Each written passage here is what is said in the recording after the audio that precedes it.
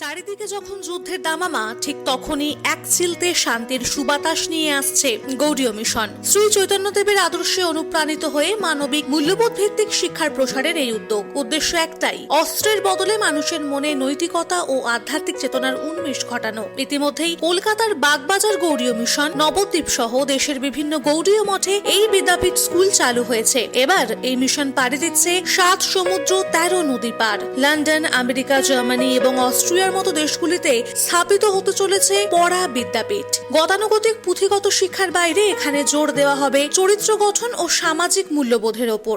স্থিতি খুব একটা ভালো দেখা যাচ্ছে না, এটা অ্যাপ্রিসিয়েটেবল নয়।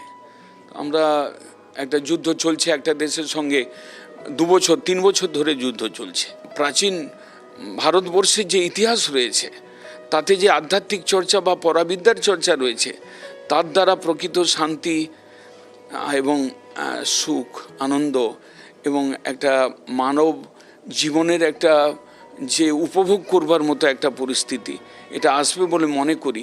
তাই আমরা এই উদ্যোগটা নিয়েছি এবং আমরা বিগত প্রায় 15 বৎসর যাবৎ আমরা বিভিন্ন আরও, যেমন কানাডা, যেমন জার্মানি, যেমন কোস্টারিকা, এইসব দেশে আমরা যাচ্ছি এবং বাংলাদেশও এর মধ্যে রয়েছে।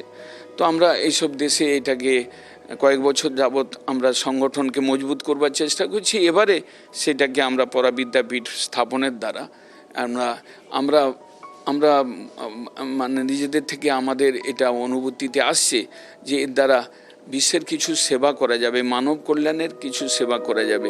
এই পথ চলা নতুন নয়। 1935 সালে গৌড়ীয় মিশনের প্রতিষ্ঠাতা আচার্য শ্রীল ভক্তি সিদ্ধান্ত সরস্বতী গোস্বামী প্রভুপাদ প্রথম এই প্রতিষ্ঠানের সূচনা করেছিলেন। 1966 সালে ভারত সরকারের স্বীকৃতি এবং 2014 সালে রিসার্চ ইনস্টিটিউট স্থাপনের মাধ্যমে যা আজ মহিরুহে পরিণত হয়েছে। কেবল দর্শন বা ভাষা নয়, পড়া বিদ্যাপীঠে গুরুত্ব পাচ্ছে ভারতীয় সংস্কৃতিও। সংস্কৃত ভাষা ও দর্শনের পাশাপাশি গৌড়ীয় নৃত্য এবং মৃদঙ্গবাদনের মতো প্রাচীন শিল্পকলাও শিখতে পারবে ছাত্রছাত্রীরা। আগামী 14 মে 4 দেশ সফরের মাধ্যমে এই স্বপ্নকে বাস্তবায়িত করতে রওনা দিচ্ছেন মিশনের আচার্য ও সভাপতি ভক্তি সুন্দর সন্ন্যাসী গোস্বামী মহারাজ।